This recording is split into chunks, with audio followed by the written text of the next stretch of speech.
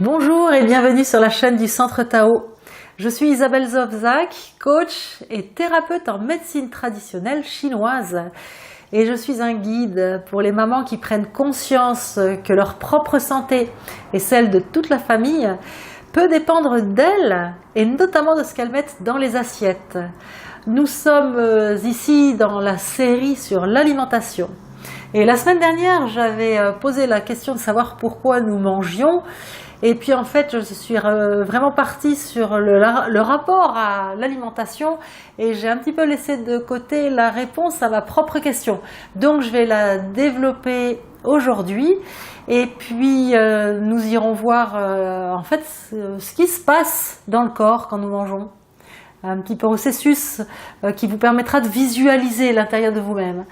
Et à la fin, pour vous récompenser, vous pourrez télécharger un document fort utile. Nous y reviendrons. Alors, pourquoi manger? À quoi ça peut nous servir? Eh bien, l'alimentation et les boissons, c'est une énergie fondamentale qui nous vient de la Terre. Quand nous sommes des extraterrestres, c'est nous les extraterrestres, nous arrivons comme ça sur Terre, nous respirons, nous mangeons et grâce à l'énergie qui va être dégagée des aliments, nous allons donner forme à notre énergie. Ce que nous mangeons donne forme à notre énergie. Et puis quand ce processus de mélange d'air et d'aliments ne fonctionne plus, eh bien nous laissons cette enveloppe, ce corps à la Terre et nous repartons dans l'extraterrestre.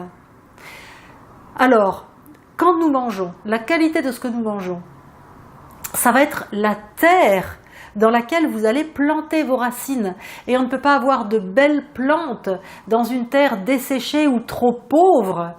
Autre chose pour bien comprendre, il n'y a pas une seule molécule que votre corps fabrique qui n'est pas issue de ce que vous mangez. Si vous mangez des aliments riches en vitalité, c'est-à-dire en oligo-éléments, en nutriments, en vitamines, en minéraux, etc., vous allez pouvoir fabriquer des cellules, huiler votre peau, vos neurones, votre cœur, votre système vasculaire avec des nutriments. Vous allez fabriquer des cellules saines.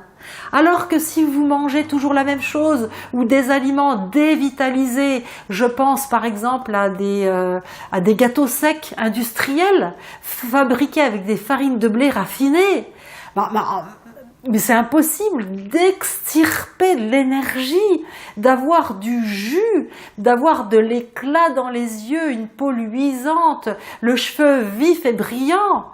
Ce n'est pas possible. Tout ce que vous mangez, c'est la base de votre énergie avec la respiration. Alors, maintenant, pour poursuivre dans ce sens-là, imaginez votre corps comme étant une usine avec des moteurs. Vous avez un moteur pour le cœur, un moteur pour le foie, un moteur pour les reins, un moteur pour les poumons, un moteur pour la rate et l'estomac.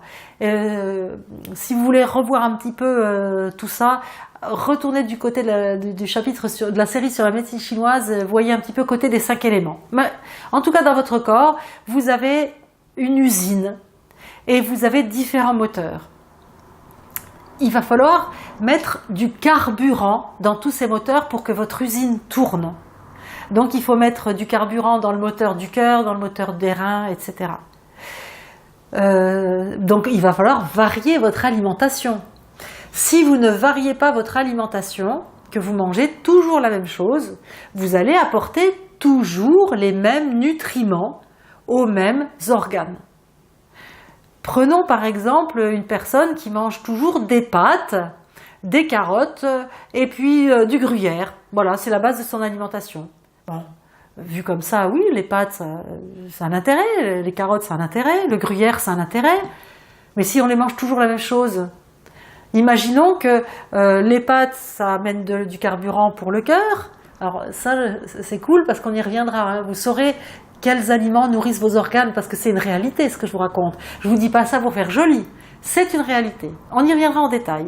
Mais donc, Le blé va nourrir votre cœur, le gruyère va nourrir en partie votre rate, et puis les carottes vont nourrir également votre rate. Bon, donc vous êtes en train de mettre du carburant dans votre rate et puis du carburant dans votre corps. Mais avec ça, vous ne mettez pas de carburant dans vos reins, ni dans les autres organes. Donc vous avez une usine où il y a des moteurs qui débordent de carburant. Il y en a plein, et puis il y a des moteurs qui sont à sec, qui ne tournent pas.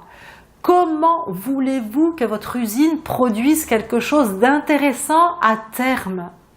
Il va donc être impératif de varier votre alimentation pour amener tous les nutriments, les oligo-éléments, les vitamines, etc., toutes les énergies différentes à tous vos organes pour que ceux-ci puissent être nourris et que toute votre usine, les moteurs ronronnent dans votre usine. C'est très important. Donc, pour nous résumer, la qualité de ce que vous mangez, et la qualité dans laquelle vous plantez vos racines, c'est la même chose que dire que c'est la qualité du carburant que vous mettez dans vos moteurs. Il ne vous viendrait pas à l'esprit de mettre du diesel frelaté dans une Ferrari qui coûte 100 millions, je ne sais même pas combien coûte une Ferrari, mais ça ne vous viendrait pas à l'esprit de vous mettre, de mettre comme ça, de bousiller votre voiture avec un mauvais carburant. Pourquoi ça pourrait vous venir à l'esprit que l'incroyable corps dont vous disposez, cette machine incroyable, ce miracle sur pattes dont vous êtes aux commandes, pourquoi vous pourriez mettre des carburants frelatés dans vos moteurs?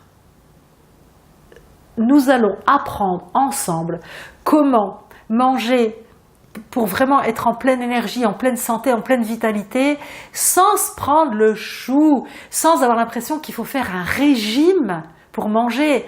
Il faut réapprendre le bon sens. Ça, vous l'entendrez régulièrement dans ma bouche, du bon sens, une bonne alimentation.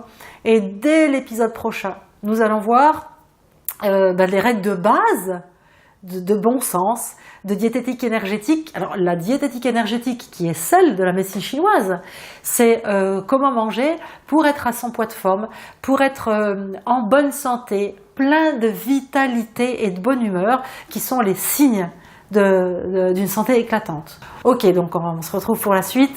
Je ne vous oublie pas, je sais que vous aimez les documents que je vous propose à télécharger, donc cliquez sur le lien, ça va déjà vous apprendre quels sont les mélanges indigestes qu'il faut éviter, parce qu'un mélange indigeste, ça vous coûte de l'énergie beaucoup plus que ça ne vous en apporte.